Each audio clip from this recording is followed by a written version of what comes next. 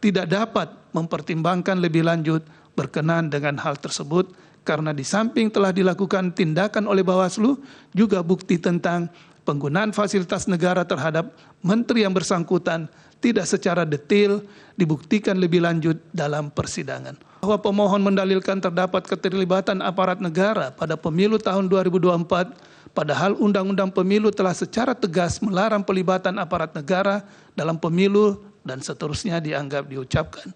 Termohon menyampaikan jawaban yang pada pokoknya dalil pemohon bukan menjadi ruang lingkup termohon untuk menangkalnya dan seterusnya dianggap diucapkan.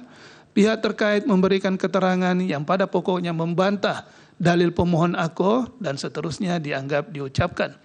Bahwa Presiden Joko Widodo melakukan pembiaran beberapa anggota Menteri Kabinet dan pejabat negara lain untuk terlibat aktif dalam kampanye pasangan calon nomor urut 2 sebagai berikut. Menteri Perdagangan mengkampanyekan anak buahnya pada pemilu legislatif, dalam kunjungan kerja ke Pasar Klender, Jakarta Timur, dan seterusnya dianggap diucapkan. Pemohon mengajukan bukti P54, Bawaslu menyampaikan keterangan yang pada pokoknya, dan seterusnya dianggap diucapkan. Bawaslu mengajukan bukti PK92, bukti PK100, dan bukti PK101. Bahwa setelah Mahkamah memeriksa secara saksama dalil pemohon, jawaban termohon, keterangan pihak terkait, bukti-bukti surat tulisan yang diajukan pemohon, dan keterangan Bawaslu beserta bukti-bukti yang diajukan, Mahkamah mempertimbangkan dugaan pelanggaran pemilu yang dilakukan oleh Menteri Perdagangan, Zulkifli Hasan telah ditindaklanjuti oleh Bawaslu sesuai dengan tugas, kewenangan, dan kewajibannya. Adapun Bawaslu tidak dapat menindaklanjuti laporan atau temuan terhadap peristiwa tersebut disebabkan tidak adanya pengaturan terkait dengan kegiatan yang dapat dikategorikan sebagai kampanye dan dilakukan sebelum masa kampanye dimulai.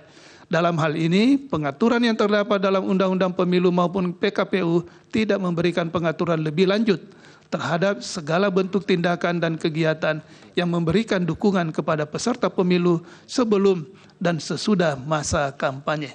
Bahwa berdasarkan pertimbangan di atas dan sebagaimana telah dipertimbangkan dalam pertimbangan hukum sebelumnya, kekosongan hukum demikian menjadi perhatian serius untuk pelaksanaan pemilu ke depan, termasuk pemilu kada yang akan datang. Dengan demikian, menurut Mahkamah, dalil pemohon AKO adalah tidak beralasan menurut hukum. Menteri Perdagangan Zulkifli Hasan mengeluarkan candaan terkait bacaan dan gerakan sholat yang dikaitkan dengan kontestasi pemilu presiden dan wakil presiden tahun 2024 pada pertemuan dengan Asosiasi Pedagang Pasar Seluruh Indonesia, APSI, di Semarang dan seterusnya dianggap dibacakan. Pemohon mengajukan bukti P27 sampai dengan bukti P29 serta saksi Mirza Zulkarnain dan Anis Prijo Ansari. Bawaslu menyampaikan keterangan dan seterusnya dianggap diucapkan. Bawaslu mengajukan bukti PK33, bukti PK34, bukti PK65 sampai dengan bukti PK70 serta saksi Nurholik.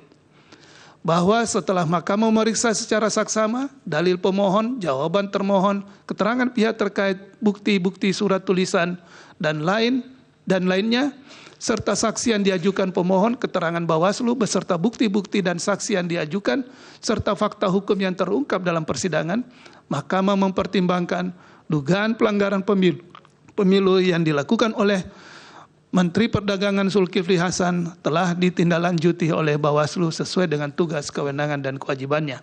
Namun, dalam menarik kesimpulan terkait dugaan pelanggaran pemilu terhadap peristiwa tersebut, Bawaslu belum memperhatikan aspek lain seperti penggunaan fasilitas negara, citra diri dilakukan dalam pelaksanaan tugas penyelenggaraan negara, maupun waktu pelaksanaan yang berada dalam tahapan kampanye pemilu. Hal demikian terjadi karena tidak adanya persyaratan baku maupun tata urut atau pisau analisis yang harus digunakan oleh Bawaslu dalam menentukan bagaimana suatu peristiwa dianggap memenuhi atau tidak memenuhi syarat material, sehingga menyebabkan penarikan kesimpulan dari peristiwa yang diduga terdapat pelanggaran pemilu tidak dilakukan secara komprehensif. Sementara Mahkamah tidak dapat mempertimbangkan lebih lanjut berkenaan dengan hal tersebut karena di samping telah dilakukan tindakan oleh Bawaslu, juga bukti tentang penggunaan fasilitas negara terhadap menteri yang bersangkutan tidak secara detail dibuktikan lebih lanjut dalam persidangan. Oleh karena itu, Mahkamah tidak mendapat keyakinan akan kebenaran dalil pemohon akuo.